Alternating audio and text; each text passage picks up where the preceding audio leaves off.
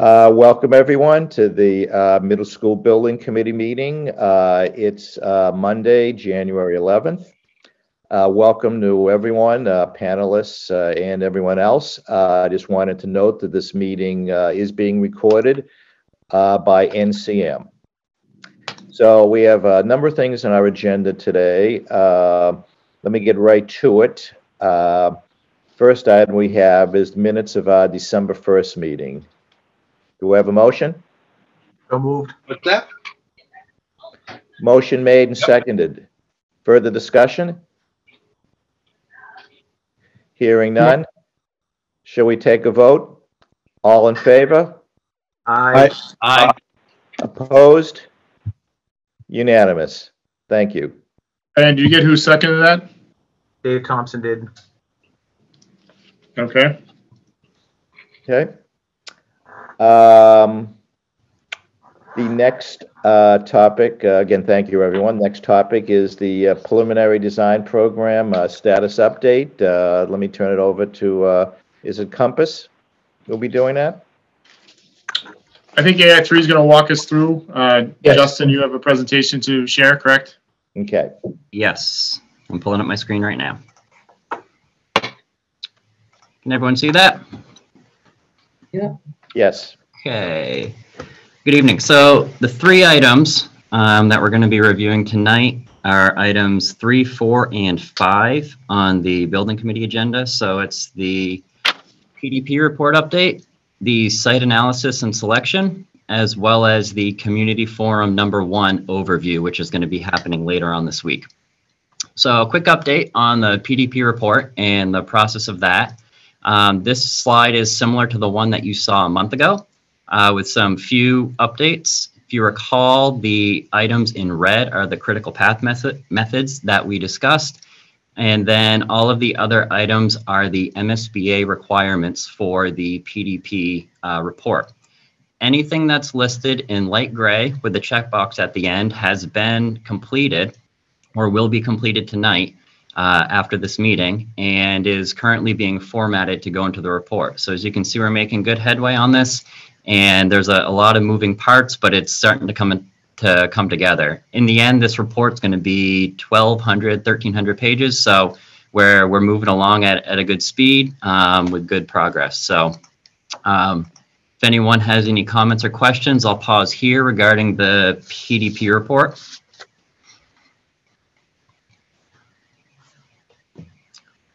Okay, moving on. The next item, #4 on the agenda, the site evaluation and grading criteria. So as discussed at the meeting in December, the design team and the working group pulled together a list of grading criteria for the site selection process. Also taking the information from the previous meeting with all the potential sites in town, you can see them listed across the bottom. There were 10 sites that were evaluated. So what we did as the design team and the working group is come up with a list of 28 grading criteria items. We then reviewed each of the sites and marked whether it complied to that criteria or not. Some of the grading criteria you can see on the left. The first and foremost is the physical size of the site. It needed to be large enough for a building, parking and circulation, athletic fields, and outdoor learning areas required to support a modern middle school. So first and foremost, if the site isn't large enough, it just physically, if it physically won't fit, it's a no on the site selection. Additional items for the 28 sort of grading criteria: location within the town, the access roads if they're large enough to handle all of the traffic, green space, and relationship to the elementary schools. Also, site ownership. Does a town own the land? We want to avoid purchasing land, as that would be additional cost to the town and the project. And then more technical aspects of the site regarding zoning, topography, soils, wetlands, and etc. So what you'll see across the bottom are the 10 sites that were studied. The existing Coakley, Hennessy Field, Forbes Hill, Savage Center, all of the elementary schools, and then Winsmith Mills. All of the elementary schools in Winsmith Mills are not applicable. They do not meet that the prerequisite of the site being physically large enough to fit a modern middle school on. So with that, the site selection was whittled down to 4 sites, Coakley, Hennessy, Forbes, and Savage. And then the overall matrix was filled out and reviewed for those 28 grading criteria. The existing Coakley site received a 97% yes, so it's basically an A+ score. Hennessy Field had 59%, Forbes Hill also 59%, and then the Savage Center had a ranking of 72. So you can see here, this was in your meeting packet as well as in a large version, so you could actually read all of this. Don't expect you to read all this tonight, but this was what was pulled together and how everything sort of flushed out regarding grading and the overall ranking. So as you can see again, the existing Coakley site received a 97% yes rating for all of the established criteria. So with that, I will open this site selection portion up for questions. Ultimately, what we're going to be looking for tonight is the actual preferred site, so the design team can move forward with the sort of the development and the continuation of the process. And to do so, we need to know which site we should be proceeding with. So with that, I'll turn it over to you, Alan, to sort of run through your items on this.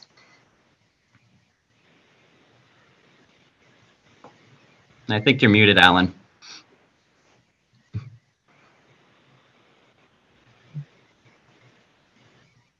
All right. Thank you, Justin. Very thorough. You've used, a number of criteria. I think the appropriate criteria, and the sites are ranked accordingly. So with that, do I have any questions from the committee? Yeah, Question. Paul Riccardi. Paul, yes. Yeah, when we look at the Oldham, did we include the existing Oldham? Because Tom Maloney and I were having a conversation, and if there was a potential way to include the Oldham as a 5th grade building in this complex, is the site still not big enough for a modern junior high school, middle school? Yep, and so we did look at that. We looked at all the middle schools, and the numbers that were identified on the matrix, essentially the buildable area, the 3 acres, the 2 acres, the 4 acres, and so on, were if we kept the elementary schools as is, because understanding that there was existing schools. We also looked, so that's what made it into the matrix. We also looked at the overall site. If the elementary schools were removed from the site and it didn't change the matrix at all, the site was still too small, even if we removed the existing middle school or elementary school, sorry. Okay. Alan? Yep. Tom? Tom Maloney here. Justin, thank you. And I think you've probably, I was going to ask the same question, but I think you've answered it to our satisfaction. But just to nail it down, when we're looking at something like the Oldham, we have the school building itself, the school and the school property proper, and then we have adjacent athletic fields too. Yep. Just want to confirm that if you were to use the existing structure as the 5th grade, you probably would not need to build as big a school for grades 6 through 8 on the remaining parcel. Just want to make sure we kind of, went into all those sort of variables. Yes, we did. We did look at all the variables. Obviously, the new middle school, if Oldham was used as the 5th grade, the new middle school would be shrinking a little bit, but still not significantly. We also looked at floodplains, which affected a couple schools as well. I'm sorry, say that again. I didn't hear you, Justin. Floodplains. Some of them were near, so that sort of nixed a lot of buildable area. But we did look at the whole site in multiple versions and ways of trying to figure out if we could get a middle school on there, whether it be saving part of the elementary school or if we just removed an elementary school and put the new project there. And they're all too small, essentially, is what it comes down to. Okay. Thank you, Justin. Thank you, Mr. Chairman. Thank you. Further questions? You know, Justin, as I understand it, in the analysis that you did, you were just looking at the size of the site. You weren't looking at the configuration of a building on the site, whether it's a vertical building, whether it's a horizontal building. Just simply that you have enough land area on the site to be able to construct, you know, an appropriately sized middle school. That's correct, yeah. We didn't look into configurations as far as stacking grades, how many grades. It was more so just a rough idea of, okay, what do you need for square footage for the building? What do you need for square footage for parking spots, for vehicular circulation, for pedestrian circulation, and then for any sort of minimal athletic fields.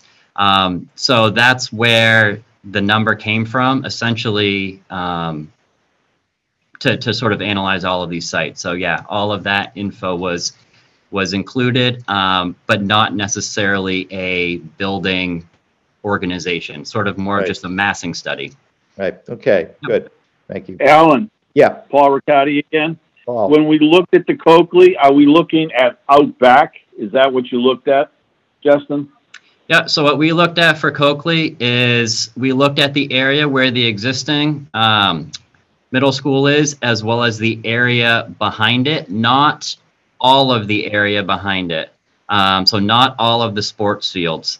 Basically, there's sort of that practice field behind it with that sort of path, ring road between the two fields. We basically went up to that path to determine whether it would fit or not. We left the ball field furthest behind it, the baseball field, and then sort of the soccer, football, the larger field as well back there, untouched for our study at this point. But just to clarify, I think that we would look at multiple options on the Coakley, including an option out front. Yes. In front of the school. Yeah, this is just a massing study to figure out if it will fit. If Coakley is selected as the site, we will obviously analyze the best location for the building without sort of interrupting fields, shifting them around, whether they go in front, whether they go in back. But that's sort of further on down the road from now. Justin, this is Thank so you. basically that will be the next step. If once we decided on one or multiple sites, that you would then look at how do you best fit the new middle school onto that site. Exactly. Right now, this study was just to determine if it would fit and the site would be able to support the new middle school. The next step would be to start laying out the site of how everything started to work. Correct. Okay. Any further questions? Kathy Carney here. My question is on number 9 of the matrix. It talks about if existing structures on the site need to be demolished, would the cost be reimbursed? And it said for the Coakley, yes. Do structures include the lights that are in the fields and the fields themselves? If we have to do something with the fields and dig them up or anything, are we reimbursed for any of those costs to relocate them somewhere else? The cost is typically reimbursed for the building. If we relocate any of those site lights, that additional work would be part of the site package for the new project. Okay, so if we had put conduit underneath the fields or anything, drainage or anything, is that still considered reimbursable? I think it's just the term structure is what, was that only the building or does that include some of these other things? Structure is only the building. Okay, thank you. And any sort of retrofit, renovation, improvement for the final site would be rolled into the site cost for the project. Okay, and that would, I assume, you know, in line with Kathy's questions, that includes, you know, underground utilities and anything else. Right. Good, okay. Yeah, Alan, that all goes into your site package number, and that's obviously controlled by a cap within the MSBA, so any site demo or rework is included in that number. Okay, good. All right. Again, any other questions from the committee? Just one more thing, Alan. Sure. It's probably way premature, Justin, but I was one of the things that going back over 7 or 8 years in this town was the idea that we might in time replace the tennis courts with an ice rink, if you know where those tennis courts are at the edge of the parking lot.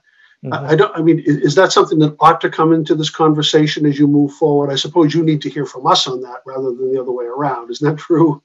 Yes, I think for where the project is right at this time, that wouldn't affect the site selection in the buildable area. Okay. But that is a conversation that we can have down the road as far as how serious the town is about that whole development. Okay. So. Okay. Thank you. Yep. Thank you. All right. Anything further? Any further questions from anyone on the committee or otherwise?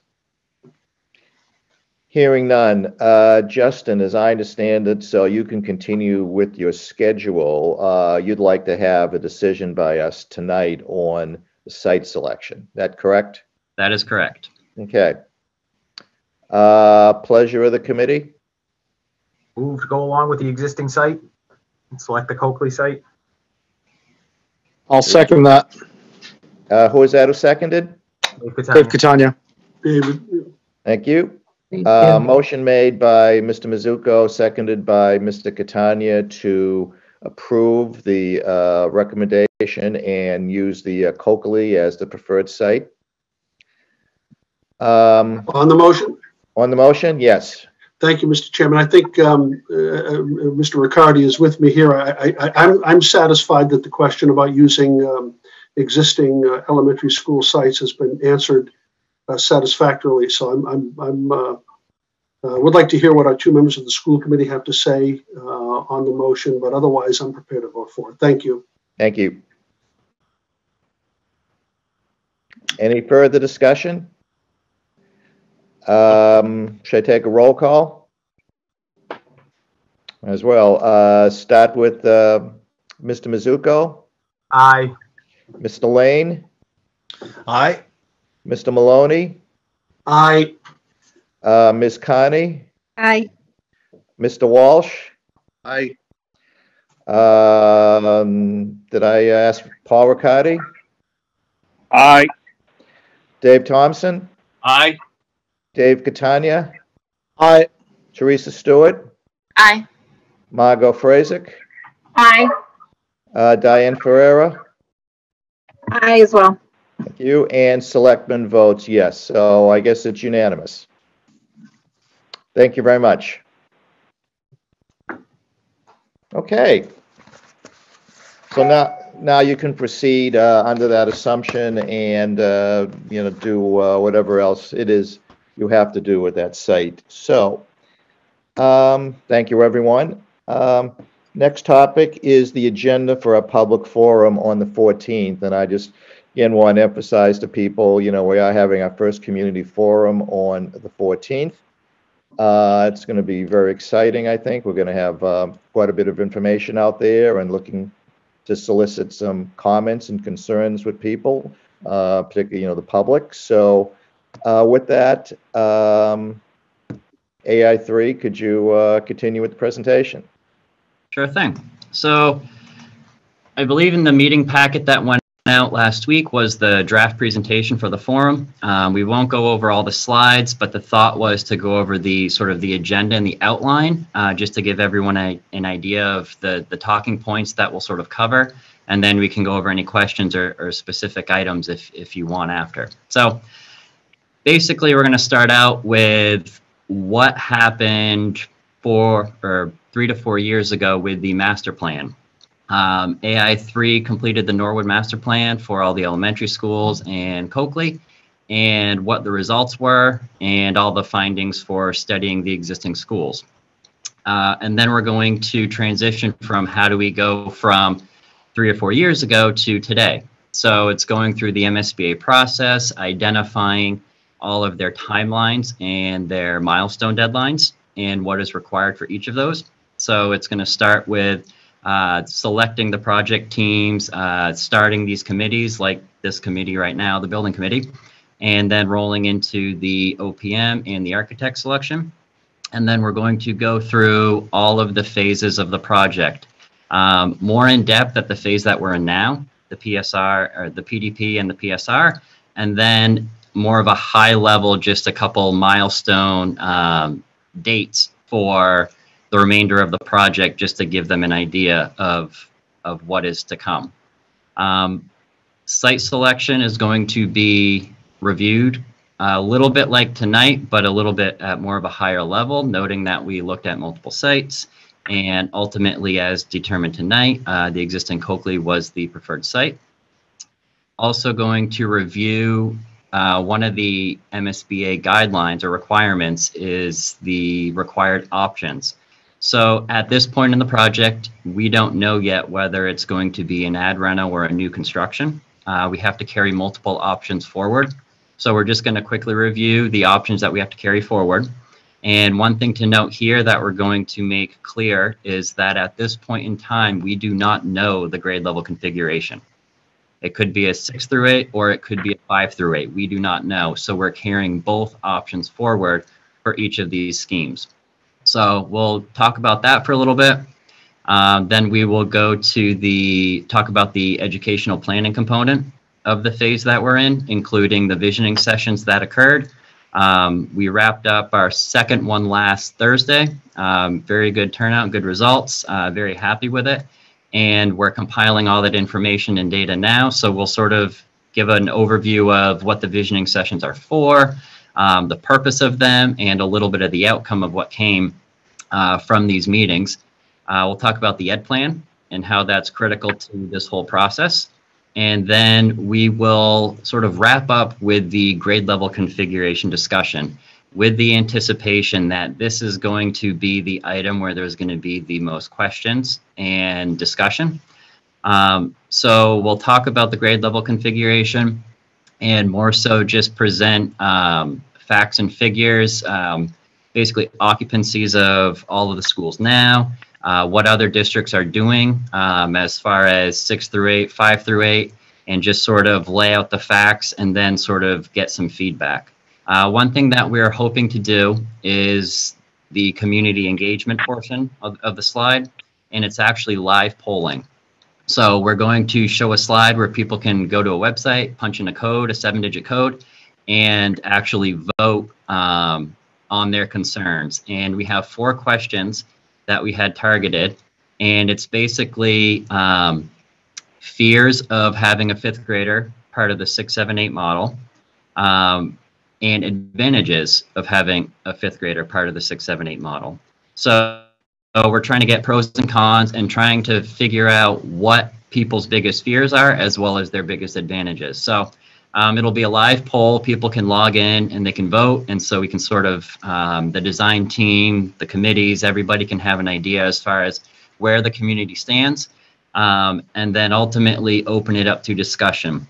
One thing that we're going to emphasize throughout this whole process is that this is the first of many forums. There's another one that is in March, and then another one, and another one, and another throughout the process for the next 2 or 3 years throughout the whole project. But this is the first of many, and we'll continue to update, also noting the website and the email throughout this as well. So that's the intent, and to essentially, after the live polling, open it up for discussion, see what the community members have to say, and their concerns. So can talk about that if there's any questions or comments, or talk about anything in specific if anybody wants to. As I understand it, Justin, at a minimum, we'll be carrying 5 options to the next phase, which is repair the existing building, add reno both for 5 to 8 and 6 to 8, and then a new building for both 5 to 8 and 6 to 8. Yes, that is correct. Yep, Okay. 5 options. Okay. Any questions, comments? Are all 5 options covered by MSBA funding or supported by MSBA funding? As far as reimbursement for the built project? Yeah, like if you just, so, if you, Yep, so right now, we're sort of in the information gathering stage. The MSBA is open to a 5 through 8 model and is letting the district sort of explore that and see if it makes sense or not. So they want us to carry it forward just to make sure that we're leaving all doors open for the district to ultimately make their decision in May, June of this year for whichever grade configuration they prefer. So it's part of that whole process and the whole packet. But ultimately, we will need a decision like we had discussed previously. But yeah, it is included at this point in the report.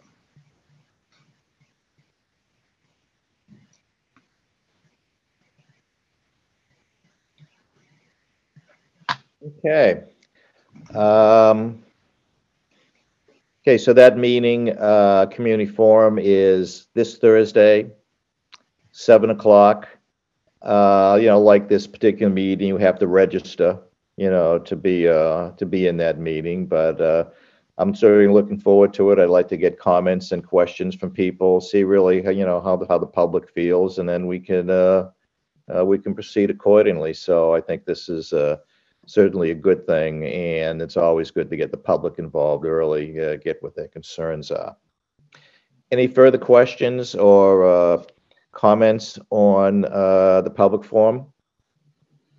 Alan, I'll just add, we advertised this. This went home through the school department, I believe, with all the students last Friday. So all the parents and guardians of students in the district should have received an invitation. We also publicized this through Norwood Cable Media, so that's running on some of those channels, and I believe we got into the record as well on Friday. So I know we were up close to 50, if not more, people already registered. So those are attendees. So that's pretty good turnout. We've actually seen on other projects that this forum through the Zoom type meeting actually tends to have a little bit bigger audiences than some of the traditional live ones. So it should be good. Good. Yeah, I think it's also the flyers on social media. So I think we'll certainly get a number of people. Everybody should know that one is taking place, and I'm looking forward to hearing what we get. Good. Okay. Mr. Chairman, Dave. I could just add to that, Brian, just so you know, it also was put out on our social media feeds, both Facebook and Twitter. And I just sent it home this afternoon as an email to the entire district as well. And Great. I think it's important that people out there realize they need to RSVP and register for the forum ahead of time. So it's probably better if you do that a couple days ahead of time. So thank you. Great. Alan, it's Kathy. I don't see anything posted on the town's website, so I'm wondering if the flyer can be sent to me so that we can also post it on our calendar and put it in the town news area in case people are just not associated with the public schools, but they're just residents of the town, so we can make sure that all of the public knows. I had sent a copy to Joe Collins. He was going to put it, I know, on the town's social media. Yeah, it's not showing up yet on the town's webpage. I'll check with Joe tomorrow and find out if he's when he's going to put it on. Okay, because I know Mary Lou has, I believe, has put the put it on. But okay. Kathy, I'll forward it to you right now. Okay, thank you. All right, good. Next topic is approval of invoices. Should I turn that over to Chin?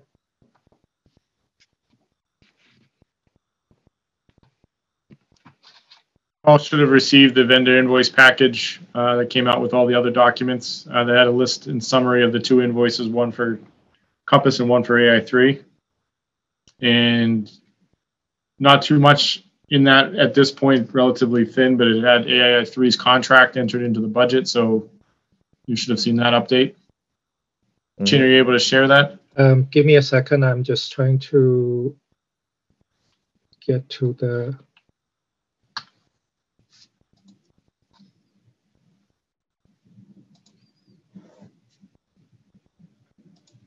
Okay.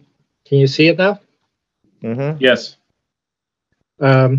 So trying to make it bigger so it's easier for people to read. So this month we have only two invoices, Compass and AI3, and then these are the amount, and the individual invoices are in your package, and then the so this is the AI3 one, And at the moment that this, again, this is in your package, but I think it just give you a sense of what is in the package every month. That this 1.5 million was the allotted amount for the project, and then they are broken down into these 4 different categories of OPM, architecture and engineering, environmental and site and other.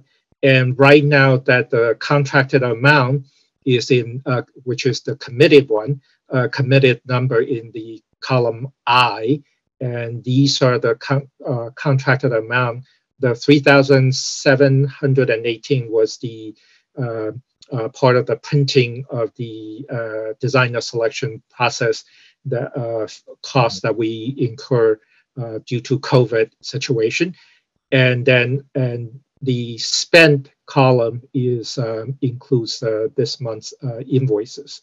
And so the uncommitted amount is the $228,483,000 right now. So this will be on your monthly, every month we will have that in there. And then as we move forward, that so these are the major contract. And then once we have the reimbursement that all was MSBA, that would also be put into this package so that you have all these information in front of you every month. So we're right now for today we're seeking for the approval of to pay the 2 invoices totaling $64,886.25.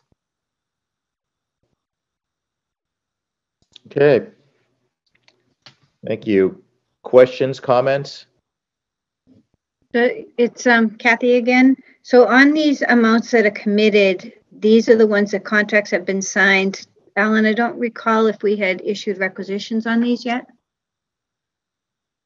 I don't know. I can't recall. The contract for AI3 has been was just signed a couple of days ago, yep. And I have not seen a requisition, so we would need to follow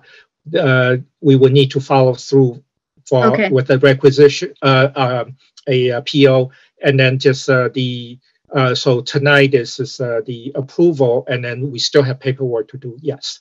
Okay. All right. So the one for AI3, then we'll cut the requisition for the full amount of the money. Is the environmental and site, is that also going to AI3? For the contracted amount, yes, you will see an invoice that come from AI3 with their sub-consultants for those categories. Okay, but we're paying directly to AI3 for Correct. The sub-consultants, and they're turning around and paying them. Correct. Okay. The town only cuts one check to AI or make one payment to AI3. Okay. All right. Good. But Alan, I believe Dave Catania had a question, had a hand up. Dave? I'm getting ahead of myself. I'm so used to school committee saying a motion to approve things, but there are more in-depth questions with this that I'm not equipped to ask. So I'll wait until all questions are asked before I make any motions. Okay. Further questions? Comments? Pleasure of the committee?